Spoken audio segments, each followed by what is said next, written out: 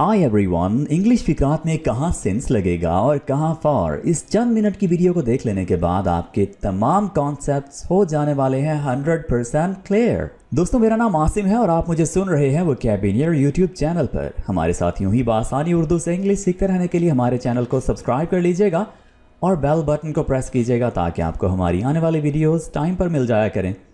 आइए दोस्तों, बिला ताखीर हमारे आज के सबक का आगाज़ कर लेते हैं।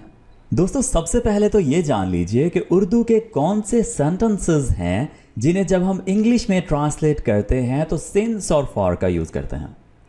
सबसे पहला सेंटेंस, मैं 2 घंटे से आपका इंतज़ार कर रहा हूँ। वो 2002 से ये कारोबार कर रहे हैं। मैं सुबह से तुम्हारी कॉल का इंतज़ार कर रहा हूँ। जब से मैंने जॉब छोड़ी तुम मुझे ताने दे रहे हो।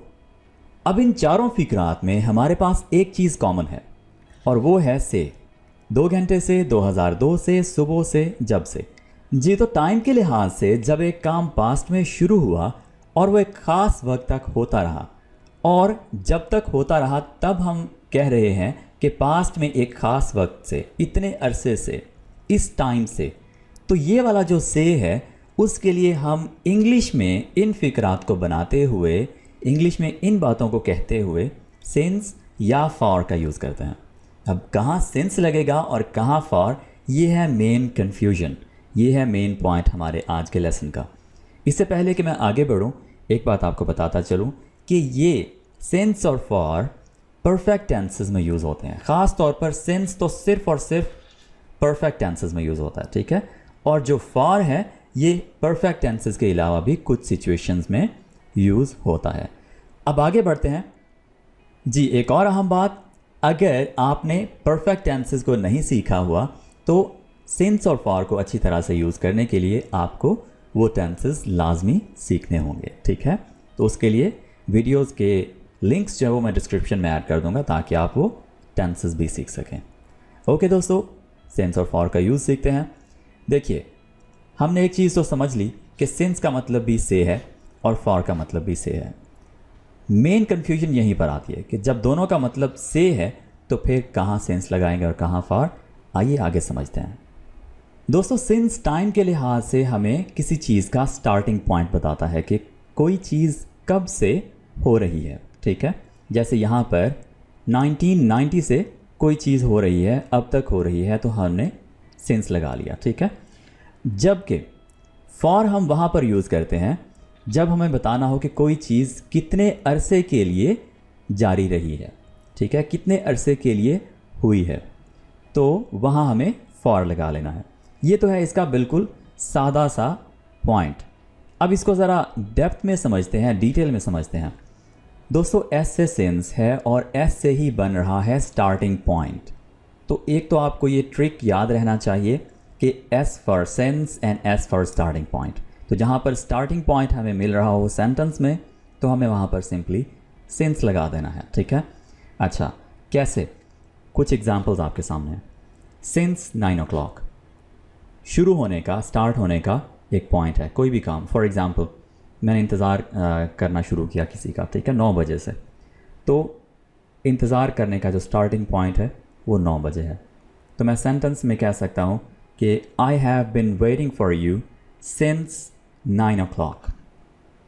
मैं 9 बजे से आपका इंतज़ार कर रहा हूँ। सिंस मंडे, स्टार्टिंग पॉइंट मिल गया वक्त में एक। सिंस फरवरी, फरवरी से। सिंस 1990। अच्छा, ये तो हो गए एग्जैक्ट स्टार्टिंग पॉइंट जहाँ पर आपको वक्त के लिहाज से महीने, साल, टाइम, घंटे, मिनट्स आपको पता चल रहे हैं, ठीक है। इसके अलावा भी स्टार्टिंग पॉइंट्स इनडेफिनेटली आपको बताए जा सकते हैं। महीने के शुरू से, महीने के एंड से, ठीक है, जब से मैंने जॉब छोड़ी, इस तरह से भी स्टार्टिंग पॉइंट बताए जाते हैं, ठीक है। तो जब भी सेंटेंस में हमें स्टार्टिंग पॉइंट को लेकर बात करनी हो तो हम सिंस का यूज़ कर लेंगे, ठीक है। अच्छा, अब ज़रा थोड़ा सा देख लेते हैं फॉर को और मज़ीद इनको ज़रा कंपेयर करेंगे। दोस्तों, जब हमें ये पता हो कि कोई चीज़ एग्जैक्टली कितने अरसे के लिए जारी रही तो हम ड्यूरेशन के लिए फॉर का यूज़ करेंगे, ठीक है। यानी जब हमें कहना हो से, फॉर एग्ज़ाम्पल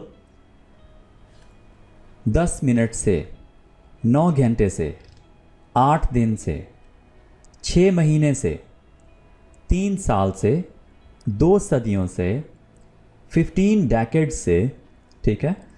तो तब हम यूज़ करेंगे फॉर को।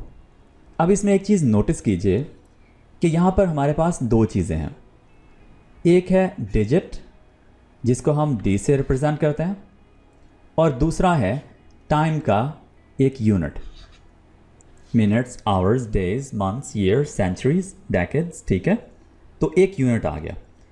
तो एक बात आपने रख लेनी है याद कि जब भी आपके पास 2 चीज़ें आएंगी, डिजिट और उसके साथ साथ टाइम का यूनिट, तो आप समझ जाइए कि आपने वहाँ पर फॉर लगाना है, ठीक है।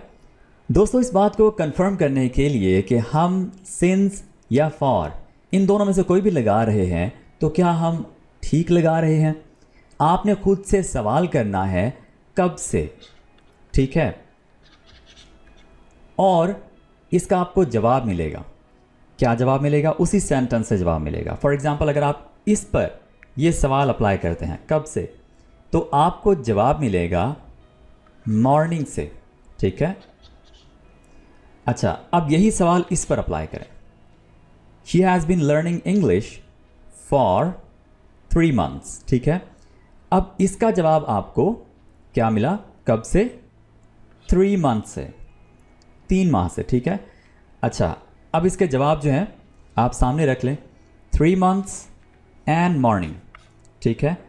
अगर आपको आपके जवाब में एक डिजिट और एक टाइम का यूनिट मिल जाए, यानी डी और यू आपको अगर एक ही सेंटेंस में मिल जाए, तो आप पक्का समझ लीजिए कि आप वहाँ पर फॉर लगाएंगे। अगर सिंस लगाते हैं तो आपका सेंटेंस गलत हो जाएगा, ठीक है दोस्तों। ओके दोस्तों, अब ये जो कब से वाला क्वेश्चन है, ये ज़रा यहाँ पर अप्लाई करके देखते हैं और 1 by 1 क्वेश्चन करते हैं। कब से? 9 बजे से। देखिए यहाँ पर डी तो हमें मिल रहा है, लेकिन टाइम का यूनिट मिनट्स या घंटे नहीं मिल रहे, ठीक है। तो यहाँ पर हमें मिला है सिर्फ और सिर्फ डिजिट, 9 बजे स्टार्टिंग पॉइंट मिला है, ठीक है। ओके, मंडे से, फरवरी से, 1990 से, ठीक है।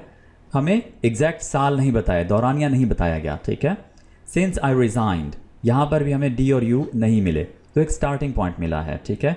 सो जब भी हमें स्टार्टिंग पॉइंट मिले तो हमें समझ जाना है कि वहाँ पर हम सिंस लगा लेंगे, और जब भी हमें ड्यूरेशन मिले, वो ड्यूरेशन हमें मिनट्स, घंटे, साल, सदी, महीने इनमें मिलेगा, ठीक है। तो तब हम फॉर लगा लेंगे। दोस्तों आगे बढ़ते हैं और मज़ीद कुछ एग्जांपल्स देखते हैं। सिंस की ये मिसालें हैं, वो बचपन से वर्जिश कर रहा है। He has been taking exercise since childhood. Childhood उसका वर्जिश करने का स्टार्टिंग पॉइंट है, ठीक है। सो सिंस लगेगा, राइट। ओके, सारा जुमा से बीमार है। Sara has been sick since Friday. तो उसके बीमार होने का स्टार्टिंग पॉइंट क्या है जी? फ्राइडे, इसलिए हमने सिंस लगा लिया। जब से मैं आया हूँ बच्चा रो रहा है। The baby has been crying since I have arrived. तो जब से मैं आया हूँ एक स्टार्टिंग पॉइंट है, ठीक है। सिंस आई हैव अराइव्ड, तो हमने सिंस लगा लिया, ठीक है। दोस्तों आगे बढ़ते हैं और कुछ मज़ीद एग्जाम्पल्स देख लेते हैं। फॉर की, उसने 3 घंटे किताबें पढ़ी। He read the books for 3 hours, ठीक है। अब मैंने आपको बताया था कि जो फॉर है ये हमेशा परफेक्ट टेंसेस में यूज़ नहीं होता, इसके अलावा भी जो पास्ट के टेंसेस हैं उनमें यूज़ हो सकता है, ठीक है। He read the books for 3 hours, okay. अब इसमें आप देखिए 3 डिजिट आ गया, आवर्स टाइम का यूनिट आ गया, तो डी एंड यू आ गए, तो समझ लीजिए कि यहाँ पर हमने फॉर ठीक लगाया। मैंने यहाँ 8 साल काम किया है। I have worked here for 8 years. Digit आ गया, टाइम का यूनिट आ गया, ईयर्स, साल, ठीक है। तो समझ लीजिए कि आपने फॉर ठीक लगाया। वो 3 माह से स्टूडेंट है। He has been a student for 3 months. D and you, तो फॉर ठीक है। अब ज़रा आप टेस्ट दीजिए, कमेंट्स में बताइएगा कि कहाँ पर फॉर लगना है और कहाँ पर सिंस। सो आपने 1 by 1 इन 5 क्वेश्चंस के देने हैं हमें कमेंट्स में जवाब, और हम आपके आंसर्स चेक करके आपको कंफर्म करेंगे कि आया कि आपने सिंस या फॉर ठीक तरह से सीख लिया है, आप सही सही सेंटेंसेस बना पाएंगे अब इनको यूज़ करके। जी दोस्तों, आज के लिए इतना ही। मिलते हैं अगली वीडियो के साथ बहुत जल्द। Take care, until next time.